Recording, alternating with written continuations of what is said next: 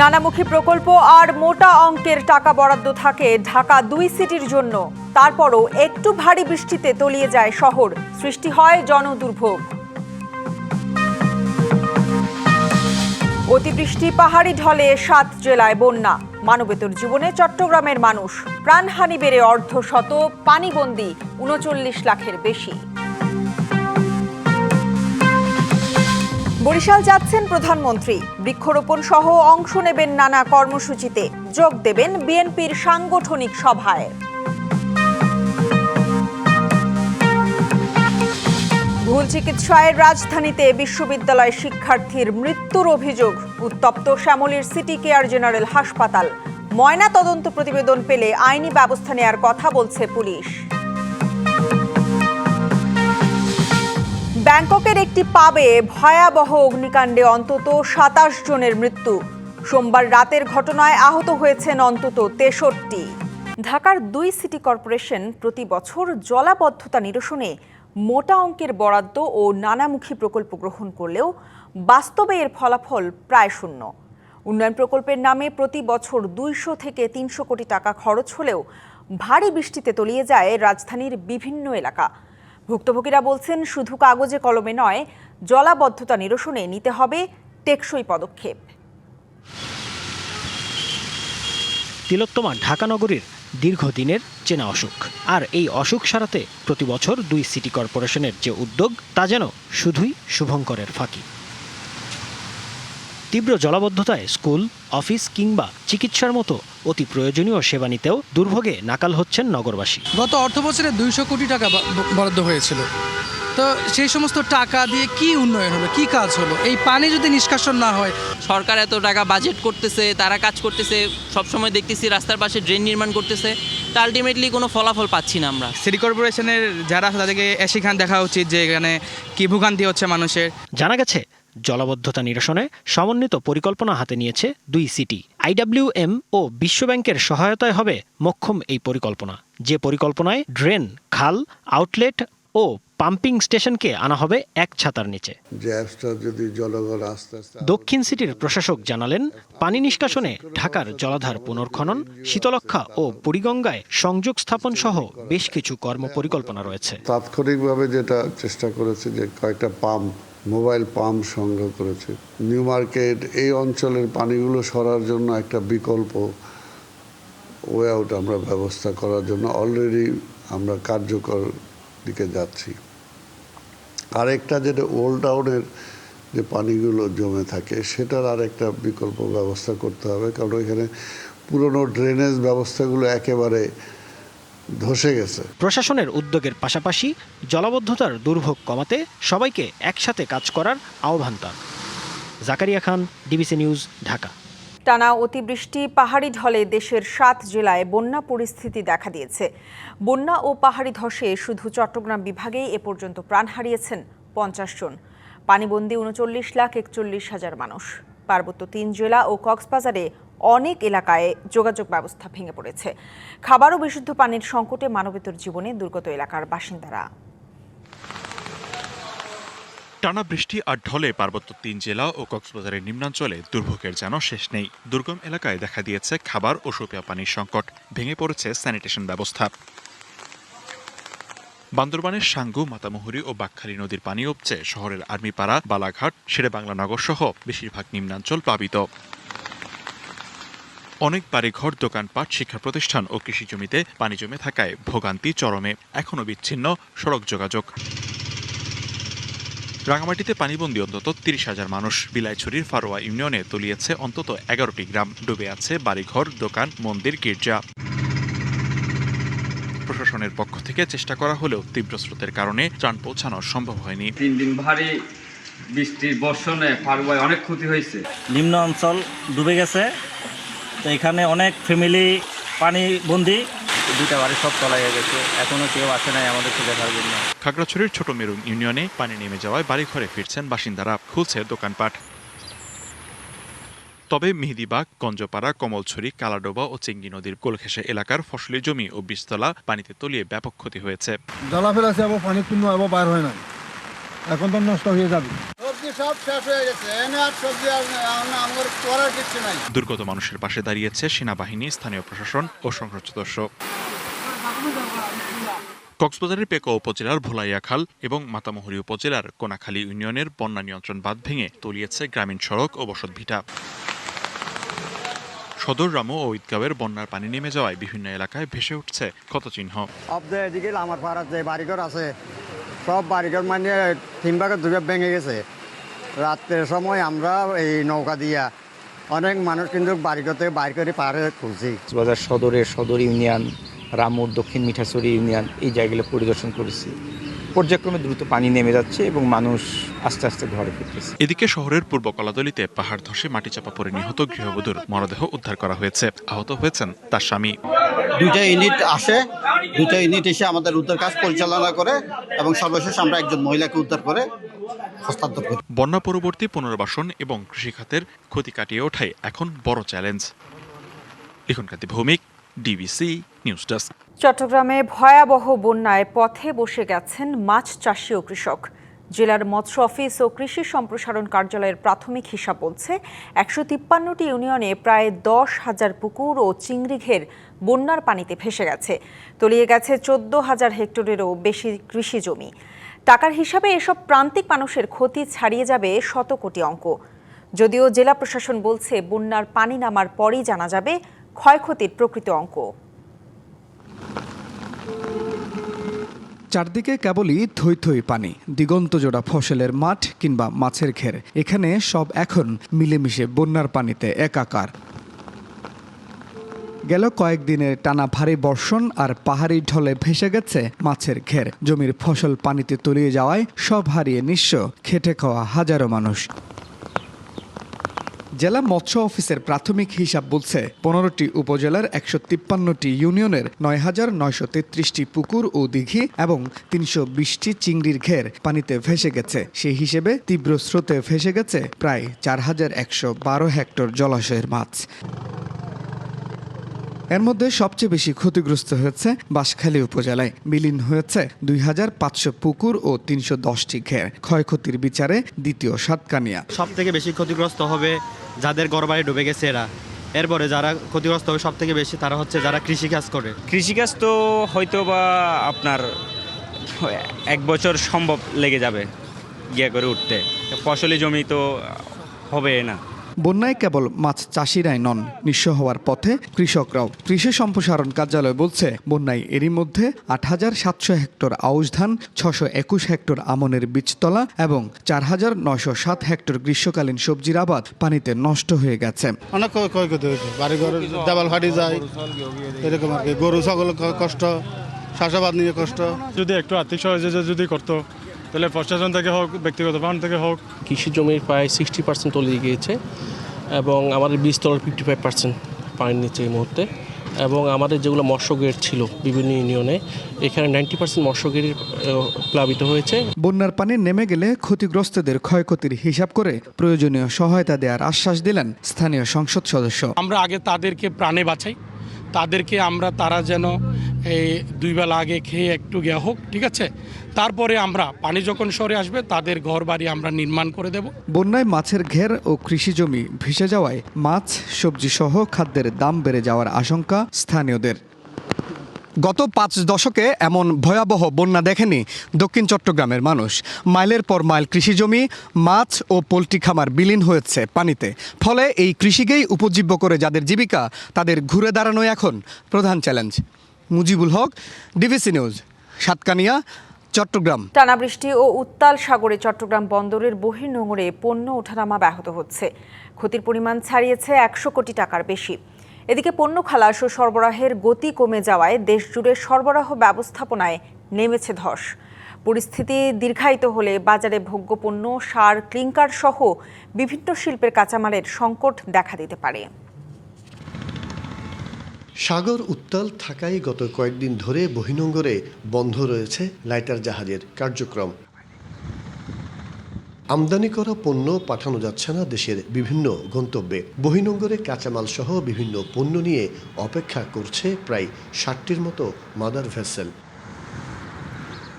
প্রতিটি জাহাজের জন্য দৈনিক প্রায় 25,000 থেকে $30,000 জরিমানা গুনতে হচ্ছে। ফলে ক্ষতি প্রতিদিন প্রায় 20 কোটি টাকা।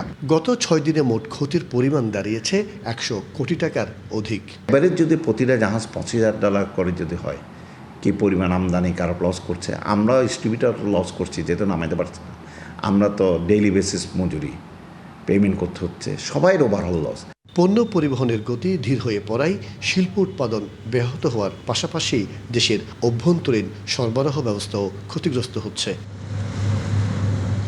বন্দর থেকে আমদানি করা কাঁচামাল খালাসে দেরি হলে শিল্পের উপকরণে সংকট দেখা দেওয়ার আশঙ্কা রয়েছে। মানুষ তো অনেকগুলো কার্গো, যে ছোট ছোট যে বিস্কিট ফ্যাক্টরিগুলো আছে, ওরা তো অনেকগুলো আটা ময়দা স্টক করে রাখে না, ওরা তো ডেইলি বেসিস উইকলি বেসিস মাল কিনে। এফেক্ট তো অলরেডি পড়বে, সাপ্লাই চেইনে কিছুটা এফেক্ট পড়বে। এদিকে বহির্নোঙরে পণ্য খালাস বন্ধ থাকায় কর্মহীন হয়ে পড়েছে প্রায় 5,000 শ্রমিক। নর্মাল হইলে আবহাওয়া ইনশাল্লাহ সবাই লড়ে যাবে। এখন আমাদের লাইটারের কোনো কাজকাম রানিং নেই, বন্ধ। মাদার ভেসেলের জট হবে, তাতে লাইটারের হয়তো ডেলিভারিতে সংকট হবে মাদার ভেসেলের, যেহেতু আগের মাদার ভেসেল সিরিয়ালে খালি হবে, এরপর নতুন মাদার ভেসেল কাজ চলবে।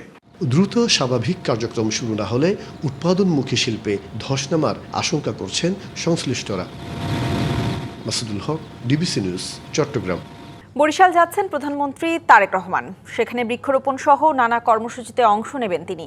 এরই মধ্যে গুলশানের বাসভবন থেকে সড়কপথে রওনা দিয়েছেন তিনি। সরকার প্রধান হিসেবে দায়িত্ব গ্রহণের পর বরিশাল বিভাগে এটি তার প্রথম সফর। প্রধানমন্ত্রীর প্রথম সফরকে স্মরণীয় করে রাখতে ব্যাপক প্রস্তুতি নিয়েছে বিএনপি। সকাল 10টায় গৌরনদী উপজেলায় নতুন করে খাল খনন করা সহ শরিকল বাটাজোর খাল পাড়ে 2,000 গাছের চারা রোপণ কর্মসূচির উদ্বোধন করবেন প্রধানমন্ত্রী। এরপর গৌরনদীতে ফ্যামিলি কার্ডের উপকারভোগীদের সঙ্গে মত বিনিময় করবেন।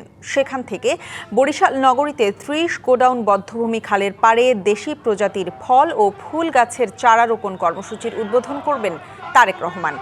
সেখানে তিনি বরিশালের জিআই পণ্য হিসেবে স্বীকৃতি পাওয়া আমড়া ও নারিকেল গাছের চারা রোপণ করবেন। বিকেলে বরিশাল জেলা শিল্পকলা একাডেমিতে বিএনপির সাংগঠনিক সভায় যোগ দেবেন প্রধানমন্ত্রী।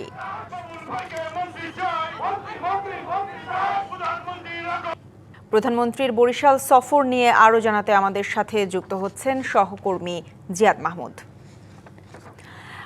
জিয়াদ, এরই মধ্যে গুলশানের বাসভবন থেকে প্রধানমন্ত্রী তারেক রহমান রওনা দিয়েছেন বরিশালের উদ্দেশ্যে। তার এই আগমন ঘিরে সাধারণ মানুষের উচ্ছ্বাস কেমন দেখছেন এবং প্রস্তুতি নিয়েও সবশেষ জানাবেন।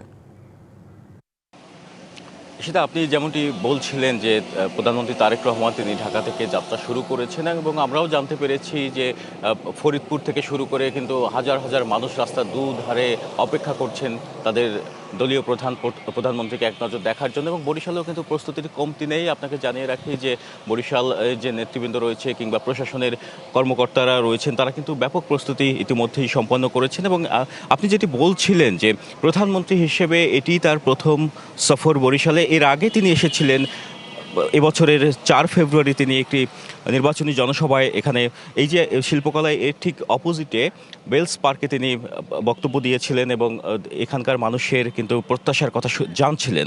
তো এবারে যে তার আগমন, তার যে সফর, এই সফরকে ঘিরে বরিশালের মানুষের নানা প্রত্যাশা রয়েছে, নানা ধরনের চাওয়া রয়েছে। যেহেতু উন্নয়ন বৈষম্যের শিকার এই বিভাগে বিগত বছরগুলোতে তেমন কোনো উন্নয়ন হয়নি বলে এখানকার নেতাকর্মীরা বলছেন, তাই তাদের চাওয়ার মাত্রাটাও কিন্তু অনেক ঊর্ধ্বে। এবং আরেকটি বিষয় জানিয়ে রাখি যে এখানে যে সফর সূচি রয়েছে সেটি আমরা যদি লক্ষ্য করি দেখা যায় যে তিনি প্রথমে বরিশালের গৌরনদীতে বৃক্ষরোপণ কর্মসূচি এবং ফ্যামিলি কার্ড বিতরণ কর্মসূচিতে অংশগ্রহণ করবেন। এরপরে নগরের 30 গোডাউন সংলগ্ন যে বধ্যভূমি সংলগ্ন এলাকাটি রয়েছে সেখানে তিনি বৃক্ষরোপণ কর্মসূচিতে অংশগ্রহণ করবেন। এবং দুপুরে সংক্ষিপ্ত বিরতির পরই বিকেলে এই যে শিল্পকলা দেখছেন, শিল্পকলা একাডেমিতে বিএনপির সাংগঠনিক সভা অনুষ্ঠিত হবে এবং এই সভায় তৃণমূল পর্যায়ে নেতৃবৃন্দ থেকে কেন্দ্রীয় নেতৃবৃন্দ তারা অংশগ্রহণ করবেন। এবং এই সভাকে ঘিরে কিন্তু সাধারণ মানুষ থেকে শুরু করে দলের নেতাকর্মীদের অনেক প্রত্যাশা রয়েছে। এখানে যে সাংগঠনিক কার্যক্রম, এই অঞ্চলের সাংগঠনিক কার্যক্রম, ভবিষ্যৎ কর্মপরিকল্পনা এবং যে সরকারের উন্নয়ন ভাবনা নিয়ে একটি নতুন দিক নির্দেশনা আসতে পারে বলেও অনেকে মনে করছেন। এবং পাশাপাশি আপনাকে জানিয়ে রাখি যে এখানে যা নেতাকর্মীদের সাথে আমাদের কথা হয়েছে, তারা বলেছেন বরিশাল বিভাগের 6টি জেলা থেকে, ইউনিয়ন পর্যায় থেকে, ওয়ার্ড পর্যায় থেকে তারা আসছেন নেতাকর্মীরা। তবে বৈরিতা কিছুটা বাধা হয়ে দাঁড়িয়েছে। আমরা দেখেছি সকাল থেকে বৃষ্টিপাত হচ্ছে বরিশালে। এখানে নেতাকর্মীরা যদিও বলছেন যে তারা আসবেন এবং তাদের প্রত্যাশার কথা, তাদের চাওয়া পাওয়ার কথা এখানে প্রধানমন্ত্রীকে তারা বলবেন, এবং অনেকেই যতদূর জানিয়েছেন রওনা করেছেন এবং তারা এসে পৌঁছাবেন। আরেকটি বিষয়, নিরাপত্তার যে সবশেষ বিষয় যে ত্রিমাত্রিক নিরাপত্তা বলয় গঠন করা হবে। সড়কের দুধারে চেকপোস্ট বসানো হয়েছে। এখানে পিজিআর, এসএসএফ, পুলিশ, র্যাব এবং সাদা পোশাকে গোয়েন্দা নজরদারিও কিন্তু বাড়ানো হয়েছে। তো এখন শুধু এখানকার মানুষের অপেক্ষা কখন তাদের দলীয় প্রধান এবং যে প্রধানমন্ত্রী তারেক রহমান তিনি আসবেন এবং এখানের মানুষের যে প্রত্যাশার কথা শুনবেন। এতটুকু ছিল বরিশাল থেকে আমার কাছে ঈশিতা। জিয়াদ, আপনাকে ধন্যবাদ। ভুল চিকিৎসায় রাজধানীতে বিশ্ববিদ্যালয় শিক্ষার্থীর মৃত্যু ঘটেছে। এই ঘটনায় উত্তপ্ত শ্যামলীর সিটি কেয়ার জেনারেল হাসপাতাল। স্বজনরা জানান, ঘুমের ওষুধ খেয়ে অসুস্থ হয়ে পড়লে তাকে ভর্তি করা হয় ওই হাসপাতালে। পরে ইনজেকশন পুশ করলে অবস্থার অবনতি হয়। পুলিশ বলছে, ময়নাতদন্ত রিপোর্ট পেলে নেওয়া হবে আইনি ব্যবস্থা। একমাত্র সন্তানকে হারিয়ে এমন আহাজারি মায়ের। তার অভিযোগ, ভুল চিকিৎসার কারণেই মৃত্যু হয়েছে ছেলে আদ্দিনের। আমার ছেলে সুস্থ বৈশা ছিল, মারা যাওয়ার 1 ঘন্টা আগেও আমার ছেলে সুস্থ বৈশা বাজে, নিচে প্যান্ট পড়ছে, নিজে সুস্থ। আমার ছেলে স্পষ্ট কথা বলতেছে, আমার ছেলে বলতেছে মা আমাকে নিয়ে যাও। ঘুমের মেডিসিন খেয়ে অসুস্থ হয়ে পড়লে প্রথমে সোহরাওয়ার্দী হাসপাতালে নিয়ে যাওয়া হয় তাকে। পরে শ্যামলী সিটি কেয়ার জেনারেল হাসপাতাল অ্যান্ড ডায়াগনস্টিক সেন্টারে ভর্তি করেন স্বজনরা। সিসি ফুটেজে দেখা যায় হাসপাতালের বেডে বসে স্বজনদের সঙ্গে কথা বলছেন আদ্দিন। হাতে লাগানো রয়েছে স্যালাইন। কথা বলতেছে। স্বজনদের অভিযোগ, আইসিইউ থেকে কেবিনে পাঠানোর পর অবস্থা উন্নতির দিকে ছিল আদ্দিনের। পরে চিকিৎসক সিরাজুল ইসলাম একটি ইনজেকশন পুশ করলে মারা যান তিনি। ওরা তখন প্রিপারেশন নিচ্ছে যে চলে যায়, তখন ওরা বলতেছে আমাদেরকে রিলিজ দিয়ে দেন, আমরা চলে যাই। ঠিক 8টা বাজার 10 মিনিট আগে একটা ইনজেকশন পুশ করছে। সে কি ইনজেকশন পুশ করছে সে ডাক্তার বলতেছে না বলা 10 মিনিট পরেই সে হার্ট অ্যাটাক করে। ওরা যখন এই ঘটনাটা ঘটেছে ডাক্তার পালিয়ে গেছে। ডাক্তার কিন্তু ছিল না, একটা ডাক্তারও ছিল না, ভয়ে পালাইছে। তাহলে ওরা এই অকারেন্স করছে দেখে তো পালাইছে, নাহলে পালাবে কেন বলেন তো আমাকে। তারপরে যখন আমরা যে অথরিটিকে বারবার রিকোয়েস্ট করতেছি ডাক্তারকে ডাকেন, ডেকে আপনারা ওই যে পালস দেখেন, চেক করেন, আবার দেন, কিন্তু তারা ডাকে নাই, এমনি করে বসে আছে। এই ঘটনায় হাসপাতালে হট্টগোল শুরু হলে পালিয়ে যায় দায়িত্বরত চিকিৎসক। পরিস্থিতি উত্তপ্ত হয়ে ওঠে। পরিস্থিতি সামাল দিতে ঘটনাস্থলে আসেন পুলিশ, র্যাবের সদস্যরা। পুলিশ বলছে, ময়নাতদন্তের জন্য শিক্ষার্থীর মরদেহ সোহরাওয়ার্দী হাসপাতালে পাঠানো হয়েছে। এ ঘটনায় হাসপাতাল কর্তৃপক্ষের সাথে যোগাযোগের চেষ্টা করে কারো সাক্ষাৎ পাওয়া যায়নি। আদ্দিন ইউল্যাব ইউনিভার্সিটির বিবিএর 3য় বর্ষের শিক্ষার্থী। পরিবারের সঙ্গে মোহাম্মদপুরে বসবাস করতেন তিনি। Rakib Hossain, TVC news, Dhaka. টানা ভারী বর্ষণ আর উজানের ঢলে হবিগঞ্জে অবনতি হয়েছে বন্যা পরিস্থিতির। খোয়াই নদীর প্রতিরক্ষা বাঁধ ভেঙে প্লাবিত হয়েছে অন্তত 25টি গ্রাম। সবচেয়ে বেশি ক্ষতিগ্রস্ত হয়েছে কৃষি ও মৎস্য খাত। প্রাথমিক হিসাবে 2 খাতে ক্ষতির পরিমাণ 70 কোটি টাকারও বেশি। একে তো টানা বর্ষণ, তার ওপর উজানের ঢল, দুয়ে মিলে হবিগঞ্জের কালীগঞ্জ এলাকায় খোয়াই নদীর প্রতিরক্ষা বাঁধ ভেঙে প্লাবিত হয়েছে লোকালয়। তলিয়ে গেছে বিস্তীর্ণ আউশ ধানের ক্ষেত, শাকসবজির আবাদ এবং ফলের বাগান। কৃষি বিভাগের প্রাথমিক হিসেবে বন্যায় জেলার 25টি গ্রামের 697 হেক্টর আউশ ধান, 131 হেক্টর শাকসবজি ও 20 হেক্টর ফলের বাগান ক্ষতিগ্রস্ত হয়েছে। টাকার অঙ্কে যে ক্ষতির পরিমাণ 20 কোটি টাকারও বেশি। বর্তমান সম্ভব না, ফসল তো হয়ে যাচ্ছে, বিরাট ক্ষতি হয়েছে। এই যে ফসল আছে কিছু আসেনি, কোনো সব তো নষ্ট হয়ে গেল কেন। শুধু ফসলি জমি নয়, বন্যার পানিতে তলিয়ে গেছে জেলার সহস্রাধিক মাছের খামার। মৎস্য বিভাগের প্রাথমিক হিসেবে এ খাতে ক্ষতির পরিমাণ 50 কোটি টাকারও বেশি। 4-5টা ফিশারি, আমি ফিশারির উপরে অবস্থান নিয়ে চলাফেরা করছি, আমার অবস্থা খুবই খারাপ। নিজেরও ফিশারি মনে একবারে অবস্থা শেষ। কৃষি ও মৎস্য বিভাগের কর্মকর্তারা বলছেন, পানি পুরোপুরি নেমে গেলে প্রকৃত ক্ষয়ক্ষতির পরিমাণ আরও বাড়তে পারে। আর্থিক ক্ষয়ক্ষতি আমরা চূড়ান্তভাবে নির্ধারণ করতে হয়তো 2-3 দিন সময় লাগে। পানি একটু নামার পরে আমরা বুঝতে পারবো যে ক্ষতির হারটা শতকরা কত। চাষিদের এই ব্যাপক ক্ষয়ক্ষতি তালিকা আমরা প্রস্তুত করতেছি, পাশাপাশি চাষিদেরকে বিভিন্নভাবে পরামর্শ এবং সহযোগিতা প্রদান করে যাচ্ছি, তারা যাতে তাদের ক্ষয়ক্ষতিটা কাটিয়ে উঠতে পারে। বন্যা মোকাবেলায় খোয়াই নদীতে স্থায়ী প্রতিরক্ষা বাঁধ নির্মাণ ও দ্রুত ক্ষতি নিরূপণ করে সহায়তার দাবি কৃষক ও মৎস্য চাষিদের। DBC news desk. টানা বৃষ্টিতে উপকূলীয় জেলা বাগেরহাটের বিভিন্ন উপজেলা ও শহরে জলাবদ্ধতার সৃষ্টি হয়েছে। পানি জমে যাওয়ায় ব্যাহত হচ্ছে স্বাভাবিক জীবনযাত্রা। আরও খবর জানাতে বাগেরহাট থেকে সরাসরি যুক্ত হচ্ছেন সহকর্মী সৈকত মণ্ডল। সৈকত, পানি কমতে শুরু করেছে কিনা জানাবেন। এছাড়া জলাবদ্ধতা নিরসনে প্রশাসনের পক্ষ থেকে কি ধরনের ব্যবস্থা নেওয়া হচ্ছে সেটি নিয়েও বিস্তারিত জানাবেন। জি, যেমনটি বলছিলেন, আমরা কিন্তু দেখেছি গত টানা কয়েকদিনের বৃষ্টিতে বাগেরহাট শহর সহ বিভিন্ন উপজেলার কিন্তু নিম্নাঞ্চল যে স্থানগুলো রয়েছে সেগুলো পানিতে তলিয়ে গেছে। আমরা গতকালও দেখেছি যে বাগেরহাট যে জেলা হসপিটাল রোডটি রয়েছে সেখানে কিন্তু স্থানীয় জনতা মাছ ধরেছে পানিতে। তো আমরা সকাল থেকে কাল দুপুর থেকে বৃষ্টি না হওয়ার কারণে কিন্তু বৃষ্টির পানি কমতে শুরু করেছে। আমরা যদি একটু কথা বলি বাগেরহাটের একজন স্থানীয় বাসিন্দার সাথে, আসলে তারা কতদিন যাবত, আমরা গত 5 দিন যাবত এই জলাবদ্ধতার মধ্যে আছি। আমাদের সমস্ত খাওয়া দাওয়া, রান্না বাড়া সবকিছু খাটের পরে চলতেছে। আমাদের একটু কষ্ট হচ্ছে খাওয়া দাওয়ায়। আর আমরা চাই যে এই জলাবদ্ধতা থেকে আমাদের খুব দ্রুত পানিটা অপসারণ করা হোক। না, এখনো নেয়নি। আর এখন পর্যন্ত কেউ আসে জিজ্ঞেসও করেনি যে আপনারা কেমন আছেন।